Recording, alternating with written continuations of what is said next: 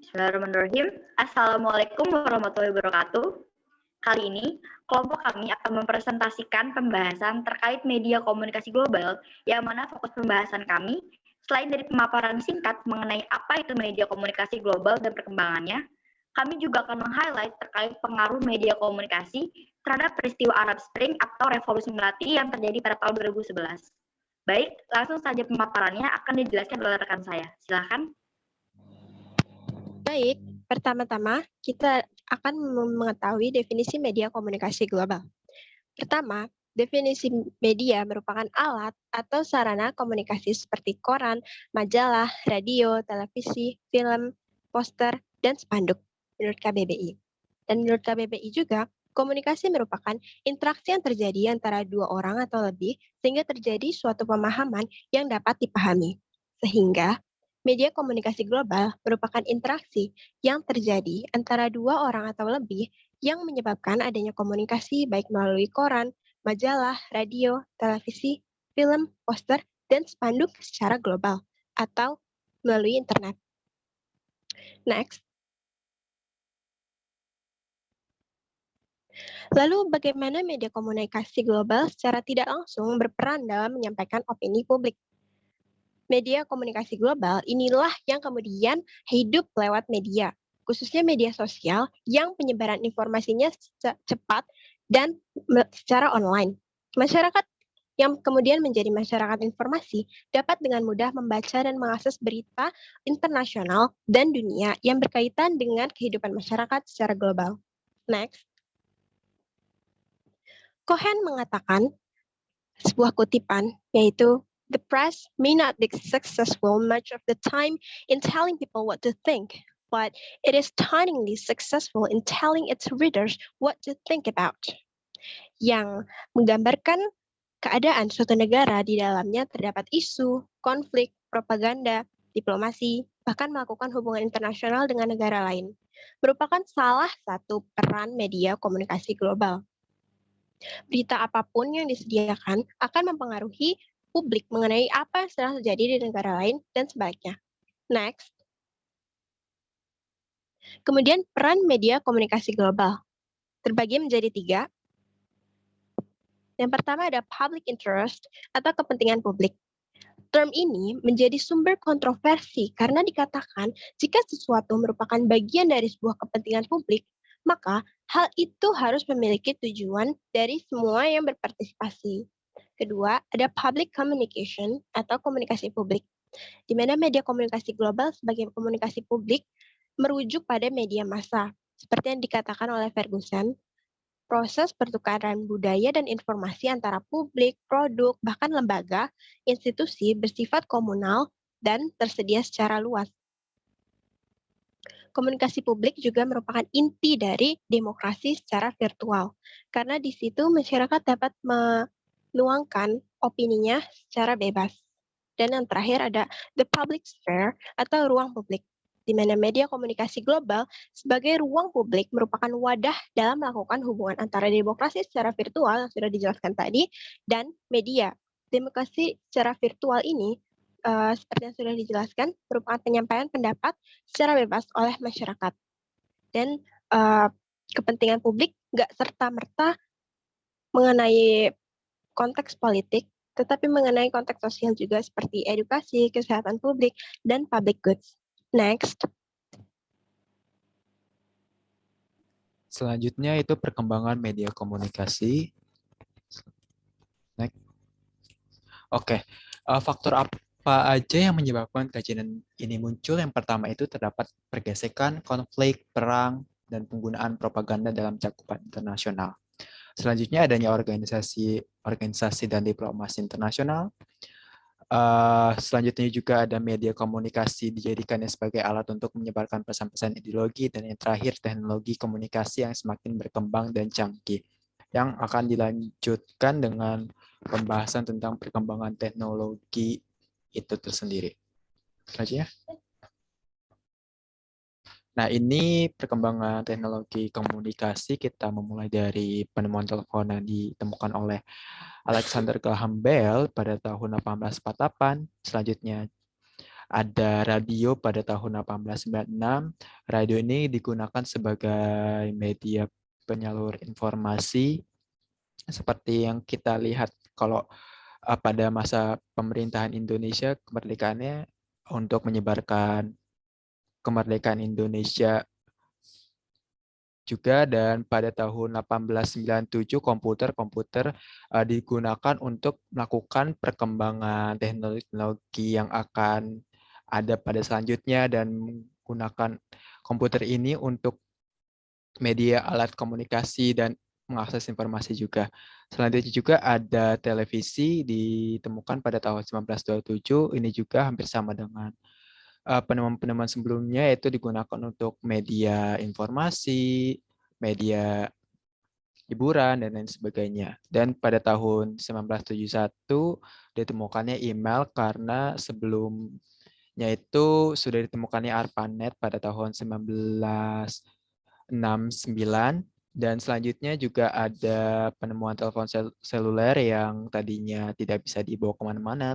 Sebuah telepon jadi bisa di dalam genggaman untuk mengakses informasi dan memberitakan informasi ke rekan-rekan ataupun kerabat pada tahun 1980. Dan pada tahun 1983 ditemukannya WWW atau World Wide Web yang dapat kita akses hingga saat ini. Selanjutnya ada social network pada tahun 1997, di mana ini merupakan media yang digunakan untuk berinteraksi secara online seperti Facebook, ditemukan pada tahun 2006. Namun social network ini pada tahun 97 yaitu Six Degrees. Dan pada abad 21 tahun 2001 yaitu smartphone ditemukan dan hingga saat ini masih berkembang, dan pada tahun 2007 ditemukannya cloud computing yang digunakan untuk mengakses segala informasi dan menyimpan informasi melalui cloud computing tersebut. Next.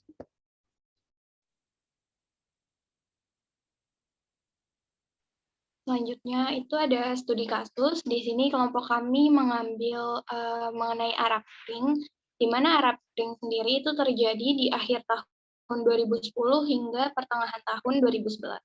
Arab Spring ini terjadi ketika pemerintah dari beberapa negara di Timur Tengah itu menghadapi serangkaian aksi demonstrasi yang diorganisir oleh para pemuda. Nah, gerakan demonstrasi inilah yang disebut dengan Arab Spring. Arab Spring juga itu pertama kali bermula dari Tunisia, yaitu ketika para demonstran itu menuntut rezim Zine al-Abidin untuk turun karena buruknya situasi kondisi saat itu. Dan setelah Tunisia melancarkan gerakan demonstrasi ini, banyak negara-negara di Timur Tengah turut bergabung dalam Arab Spring, yaitu ada Mesir, Suriah, Bahrain, dan Jordania. Di Mesir, banyaknya kasus pengangguran serta tingginya tingkat korupsi di pemerintahan dan kesenjangan yang terjadi antara si kaya dan si miskin itu membuat rakyat Mesir akhirnya turun tangan untuk menuntut mundur Presiden Husni Mubarak. Dan di Suriah, rakyat itu memprotes turun Presiden Bashar al-Assad mengenai masalah angka pengangguran yang tinggi, korupsi, dan kemiskinan. Sedangkan di Jordania itu rakyat mengecam mengenai permasalahan akan tingginya harga bahan bakar dan barang-barang kebutuhan pokok. Secara keseluruhan, penyebab terjadinya aksi Arab Spring itu ada 4. Yang pertama, tingkat pengangguran dan angka kemiskinan yang tinggi. Yang kedua, karena tingkat pengangguran dan angka kemiskinan yang tinggi serta diperparah dengan kenaikan harga-harga barang pokok. Dan yang ketiga itu ada karena korupsi, dan yang keempat karena ketidakpuasan masyarakat terhadap sistem politik otoriter. Lalu selanjutnya ada bagaimana peran media sosial dalam revolusi di Timur Tengah. Karena banyaknya kasus yang terjadi di Timur Tengah dan semakin besarnya aksi demonstrasi yang dilakukan oleh para pemuda Timur Tengah, itu membuat para pemuda Timur Tengah dengan tanggap merespon dengan melakukan berbagai kegiatan yang kemudian menyebar melalui media komunikasi dan akhirnya memicu sebuah revolusi di Timur Tengah. Munculnya teknologi ini itu juga menjadi sebuah sarana edukasi dan juga informasi yang dapat menghubungkan orang-orang dalam satu kawasan yang merasa senasib sepenanggungan untuk bersama-sama membentuk sebuah gerakan massa dalam menuntut perubahan politik di Timur Tengah. Selain media, salah satu media komunikasi yang digunakan dalam revolusi ini yaitu blog, di mana blog ini sendiri berfungsi sebagai alat dalam menyalurkan pendapat politik, dan juga terdapat beberapa tahapan perkembangan blog sebagai media politik dalam revolusi Timur Tengah. Yang pertama itu ada tahap eksplorasi. Pada tahap ini, para blogger itu melakukan eksplorasi aktivitas terlebih dahulu seperti agenda-agenda penting dan juga isu-isu internal organisasi. Dan pada tahap ini juga, para blogger itu tidak langsung secara frontal dalam mengkritik rezim, namun terlebih dahulu melakukan eksplorasi terhadap isu dan juga wacana. Tahap yang kedua itu ada tahap resistensi sipil, di mana tahap kedua ini muncul saat revolusi ini sedang terjadi, dan pada tahap ini blog sendiri menjadi sebuah simbol perlawanan politik dalam melalui aktivitas propaganda. Dan yang ketiga itu ada swak kritik, yaitu muncul setelah revolusi. Pada tahap ini, para blogger itu mulai melakukan kritik ideologi, berdebat, dan berdiskusi mengenai hal-hal yang memang bersifat kritis.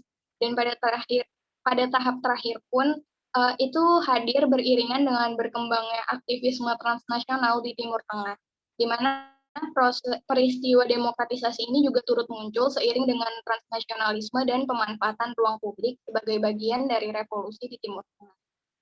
Dan dengan hadirnya ruang publik ini tentunya akan sangat membantu masyarakat dalam menyerukan pendapatnya dengan lebih bebas, di mana hal tersebut membantu masifnya gerakan Arab Spring yang terjadi di awal tahun 2011, yang mana saat itu memang gagal dibendung oleh pemerintah. Akibatnya hal ini menimbulkan efek domino dari revolusi di sebuah negara menyebar ke negara-negara sekitarnya.